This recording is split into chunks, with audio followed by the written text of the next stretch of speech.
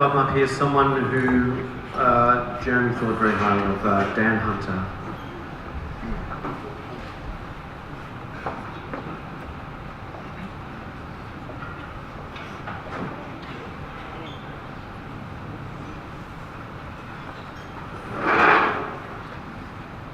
Pretty tough to prepare for this one.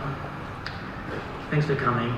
I think first of all, thanks to Jane and the extended Strode family for allowing this event to happen, actually, for us to celebrate Jeremy's life together and to reflect on all the positives that we all shared. And I think just hearing a couple of the speeches already that we all commonly knew and loved about Jeremy Strode. To Max and Hunter and Nathaniel, I guess as you get older, you know, if you ever want to know anything about your dad that you don't know, there's lots of people in this room who quite openly talk about the effect that your dad had on all of us. Jerry had certain attributes, good and bad. He could be intense. He was intense. He was a perfectionist, and it was funny. I was just listening to Frank's speech then, and he was going through paragraph by paragraph, and all the same feelings that I have about Jeremy. You know, he was a man of integrity and intelligence. There's no doubt about that. His generosity and his accepting of others and the differences between all people, all schools, particularly in cooking, made him one of a kind. We talk about unicorns, and he was more like a pearl, you know, he's a one-off. The pride that he had, the pride that he always had in his work, in his family. Really, he was the proudest dad I think I've ever met. But one thing that really stood out was the pride that he often showed towards me, which was remarkable for, I guess, a chef or a mentor to actually let you become so close to them that you become their friend. To almost strip away the teacher-student barrier that sometimes exists and actually allow you into their life and to be a close friend of theirs, which I have been for the last 20 years of Jeremy. His humility was outstanding. He's a very humble man. And not only in a one-on-one situation, but particularly with cooking, you know. He was at the top of his game for a long time, and for those of us who have come from Melbourne and maybe know a little bit about Melbourne when he first came to Australia, would recognise that his restaurant at Pom was one of the great restaurants in the history of Australia. It was a very pure, clean, precise environment, and it wasn't sterile in any way. It was just a cook and a great team doing something well ahead of the curve, to be honest. I remember eating a meal at Pom as a second-year apprentice in 1999, actually, and it's something that's had a huge impact on my life ever since. It was $220. I had a lobster and tarragon salad. I had lamb rump with eggplant. I had a grapefruit delicious dessert. Lee Dundas is here, he probably cooked all that today. I had a Turkish delight petit four, one coffee, and a bottle of sparkling wine, and it was the greatest meal I'd ever had at that time, and it's still one of the great ones.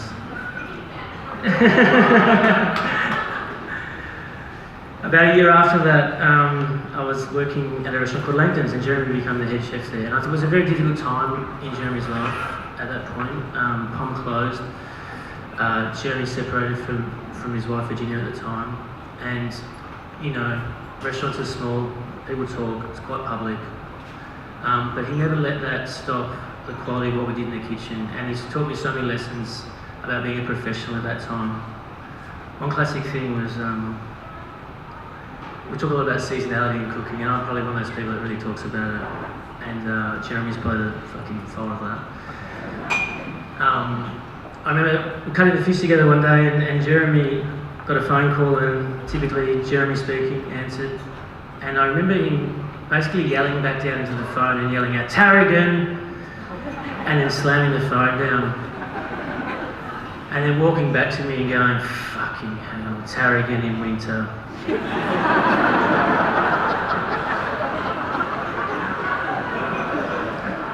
And that single sentence is far more powerful than any other thing I've read about cooking in my whole life.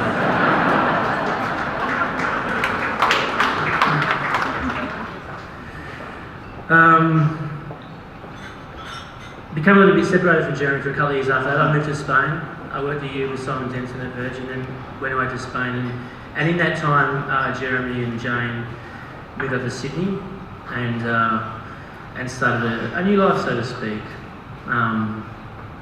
When I returned from Spain a few years later, my wife and I, Julianne, we popped into Bistro just to see if they were around. And I remember Jeremy had finished service and he saw me through the window and he basically jumped through the window and hugged me with such a deep, respectful, proud hug.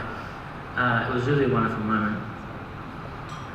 We launched the Melbourne Food and Wine Festival to Sydney journalists that year at Strode, and Jeremy was embarrassed that we were cooking in his kitchen.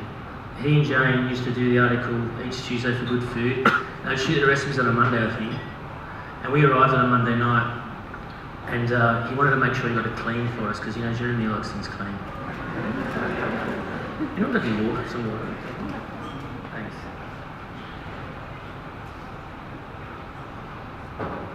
I reckon when we pulled into Surrey Hill, you could smell the bleach.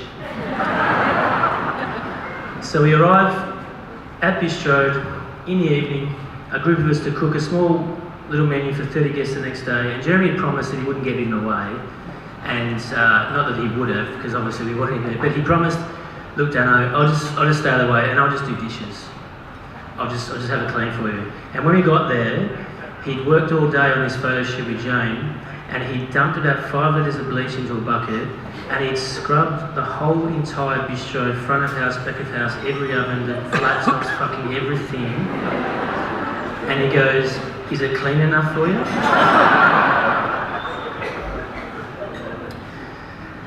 Quite extraordinary. A few years after that, I was lucky enough to receive 3 stars for the first time from the Gourmet Traveller Guide, and it was a pretty big night in Sydney, and it was something that I had certainly wanted to achieve in my career, and obviously Jeremy being the really great mentor that he wasn't there on the night, but he called me straight afterwards, and I was very drunk, and apparently I was some back and forth, and I ended up sending him a text at 3 o'clock in the morning, and I didn't really recall that. But at 7:30 in the morning, he called me, and obviously I'm dead in a hotel room, as he's known to call at extraordinary times. And he's like, what happened last night? And I'm like, Jezza, I'm in bed. We got the 3 stars. He's like, come over for breakfast. And basically he went to work early and he met me at CBD Bistro at about 10 o'clock in the morning, and we started drinking Camparis, and he cooked me breakfast and then he cooked me lunch. And just sat there and just looked with this amazing look of pride, and it was really, again, a wonderful time. And the last little anecdote about Jeremy, to just describe his personality, and people have mentioned his absolute desire to improve, self-improvement, to know the new, to always want to be a part of what's happening. And this year, only a few months ago, he took time off out of his holidays, and he'd been pestering me for about 2 years. I didn't think he was going to do it, but he's just like, Dano, I just really want to come down and just spend some time in the kitchen at Bray and just see what you do. And a man who I've always thought has been one of the leading cooks in this country, from to be in my kitchen as a student for a day and to be asking every question and to look so proud and be so proud of me and what I've achieved, was really amazing. Jeremy, we all really miss you. I love you, mate. See ya.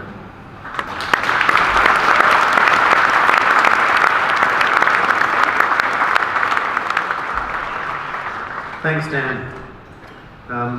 It's time now to hear from one of the non-hospitality voices here tonight. We've heard from Toby, but I'd like to welcome up Jeremy's brother-in-law, Luke McAvenna.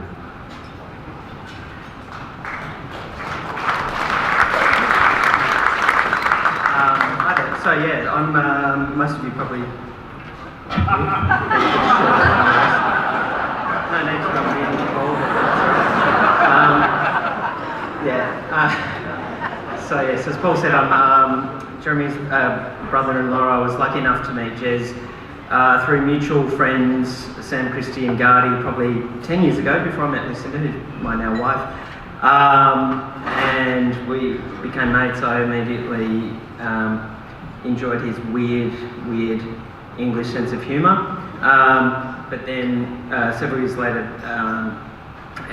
he became my effective brother-in-law when Lucinda and I got together, and then official brother-in-law last year when we actually got married. Now, Jez was an excellent brother-in-law, I might say, and I say this with the greatest love and affection, but with Lucinda and Jane's family, if there's any family occasion going on and get together, you really need a good wingman. And Jez was that guy. He nailed it. So that was great.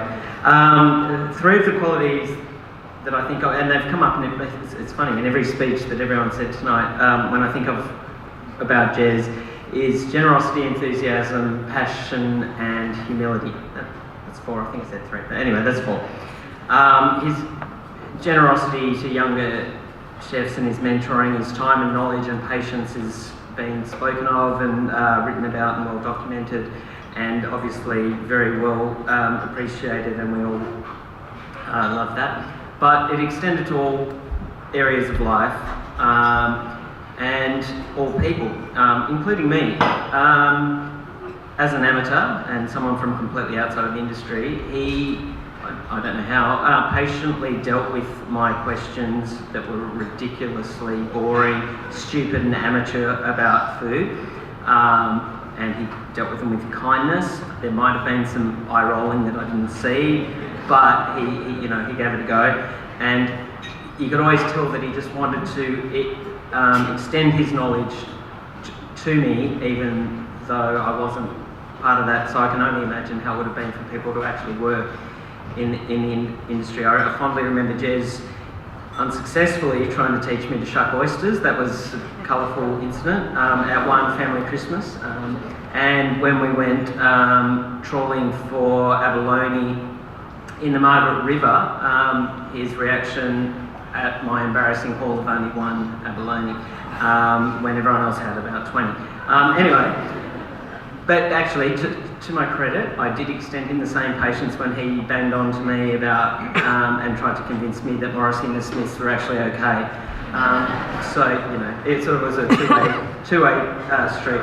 His generosity extended through to, obviously, Strode and Burke Street and Jane's Bar, which was the exclusive bar upstairs. Where Jeremy, after cleaning the kitchen 13 times, would finally appear upstairs, bring out a bottle of wine, pour me a glass, and then go, "Oh, I'm going to bed." But peak every time, peak Jez. And then when Jez finally went to Strode CBD, and Justin and Frank, you might want to cover your ears for this bit, but I'd rock up occasionally to pick up Lucinda from work, and if she was still finishing, I'd be sort of just sat in the naughty corner until Lucinda finished, and if Jez was on the pass, I'd suddenly hear this, oi, mate, geezer, and get the cheeky grin and the cheeky wink, and suddenly a dish would appear in front of me that I hadn't ordered, and someone would say to me, "This one's on Jez." So, yeah, sorry about that, Justin, Frank, but anyway. Then his, and as I said, the generosity went further than just food. It went into clothing as well. Jez had a very, very good skill to shrink his clothes in the wash, and it was a little bit bigger than me, so I'm wearing one now. This is a Jez t-shirt. Every time he shrunk a shirt in the wash, I would kind of inherit it. He'd go, "Oh, this might fit you, you're a bit smaller than me." And also, not only that, but underwear. I know now it's starting to get a bit weird, but Jez came back from a trip to the UK and gave me a packet of underwear and said, "Oh, these are my favourite underwear." And I said, "Marks and Spencer underwear, they're the most comfortable underwear you're ever going to wear, like a whole pack, like 3-pack, right?" Now, I've never really worn them. I know I'm wearing them tonight in his honour, and I can assure you that they are absolutely not the most comfortable underwear you've ever like, really bad. Anyway, the thing that sort of epitomised all the qualities of Jez, I think, in one event was my Bucks evening, or after lunch, I should say. Jez was so excited, he was like a kid in a candy store. It sort of epitomised his generosity, enthusiasm and passion and humility. He sort of got all the food together, and he did this in a collaboration, I should say, with Sam Christie and Andrew Gard. I think they're here somewhere. And Jez was like, you know, as soon as we got there, he was shucking oysters, he was putting together a sashimi plate, he was doing this and this, and it was a lovely civilised lunch and some lovely wines, and we all had a lovely time. It may or may not have got a bit loose after that, and Jez may or may not have ended up sleeping under a bush, but that was later. And his enthusiasm, of which many people have spoken tonight, extended beyond food, as we've heard. He obviously, you know, at many dinners or just even catch-ups would say, "Oh, look, you got to try this, mate. Have you tried this? This is amazing. Oh, you got to try this, mate. This is incredible. Have you heard of it? Have you heard of this? You know, blah blah blah." But that exact same conversation would extend to music, which he would always say to me, and it would be like, "Have you heard this, Luke?" I'm like, "Mate, we're listening to it. Yep." My favourite one with that was it extended to art as well, and I was fortunate enough to accompany Jez and the family for Jez's birthday a few years ago down to Mona in Hobart, and Jez he absolutely loved it. We're in one room, and Jez is, you know, it wasn't just food, he Instagrammed and like took a million photos of. He's saying a million photos of this one artwork that's in this one room where it was the only artwork, and just turns to me and says, "Oh my God, Luke, this is incredible. Have you seen this? This is amazing. Have you seen this? This is like freaking amazing." And I went, "Well, Jez, it's the only artwork in the room, and I've been standing next to you for 10 minutes and looking at it with you, so yeah, I have kind of seen it." But you know, that was peak Jez.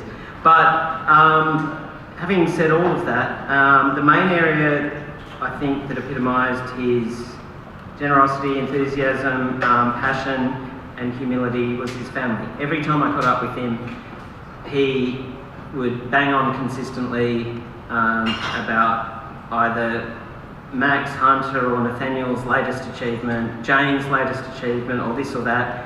And he sort of did it with a sense of wonder, in that he almost, I think, was startled that he could have created these children or had this wife with those talents, and it was beautiful.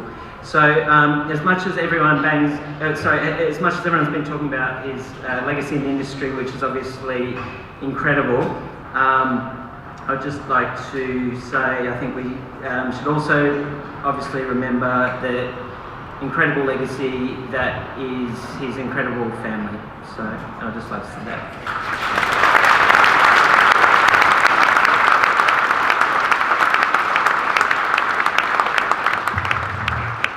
Thanks, Luke.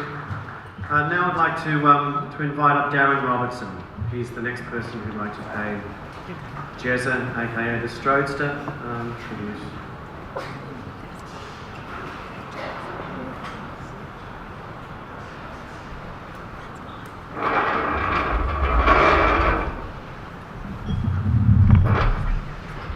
Okay, well, I'm not going to lie, the world has been a darker place since we lost Jezza. But I suppose, like all of you guys, I've just been hanging on to, you know, those the good times and the great memories, and I've been lucky enough to share sort of many magical moments with Jeremy. I started out, probably like most of you guys, as just a fan of his food. I was a fan of Strode on Burke Street back in the day. I was a fan of how the restaurant looked, how it smelled, The pictures, the nods, the respect to all the old school chefs, and the food was delicious, but it stood for something. Like it had meaning. After that, I got to know him on a personal level through various events and over a couple of beers after service of these events. When Jez called, you dropped everything, and good shit always happened. When Jez called me, it was like fun stuff. He would invite me to watch the World Cup final with a bunch of chefs, and we'd cook bacon egg rolls at 5 AM at Strode CBD. He'd invite me to pop-ups just out of the blue. He'd be like, Luke Burgess is cooking at Strode CBD. He's like, you've got to come. And you drop everything, you'd be there. I was lucky enough to spend some time last year with Jane and the boys in Byron. We got to hang out and, as always, drink and eat in other people's restaurants. And I tried to teach him and the boys to surf at sunset in the rain, which was both hilarious and absolutely rewarding. And Jeremy, being a perfectionist on a surfboard, I was just like, mate, it's never going to happen. It's just too late, man. You're a good cook, but you know. One of my fondest memories of Jeremy, I don't think I even really knew him that well. I was just in awe of this guy, and he called me up one day and he's like, mate, it's my 50th birthday. I'm not trying to do an impression of him, it's my 50th birthday tomorrow, do you want to come for lunch? And I was like, yeah, definitely, yeah. So I'm like, okay, cool. Lunch with Jeremy Strode on his 50th birthday. It was just the two of us at Coogee Pavilion. It just opened. Now, as a chef, there's VIP treatment, and there's walking into a Merivale restaurant with Jeremy Strode on his 50th birthday. You can imagine. So Jordan and the boys turned it on that day, and we were treated like kings. Like, I had lunch with the king that day.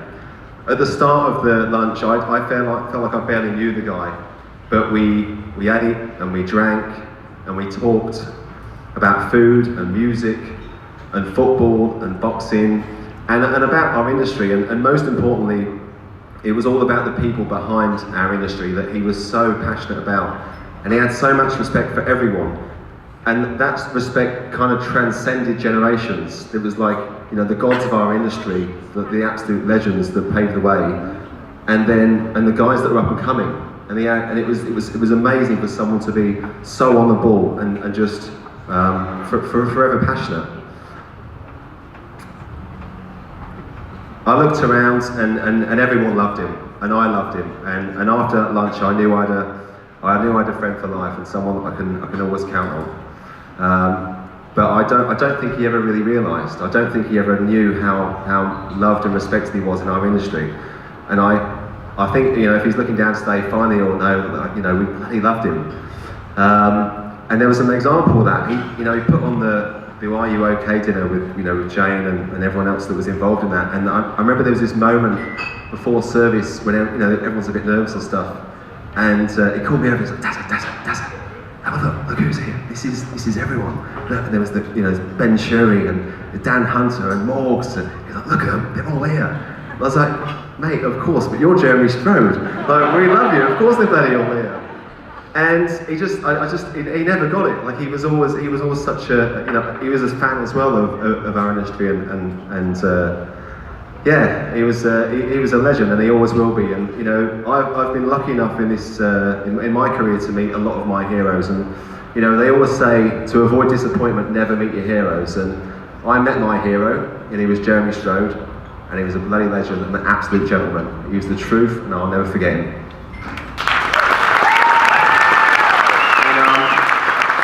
I also want to say a huge thanks to obviously the Merivale crew and Jane for putting this on. Like, you didn't have to do this, and I know this was, this is for us to grieve and also celebrate his life. He was a funny bugger, and I'll never forget him. And if you or the boys, are ever in the shit or need anything, and you call me, I'll drop everything like Jeremy would have done for me. So thank you very much.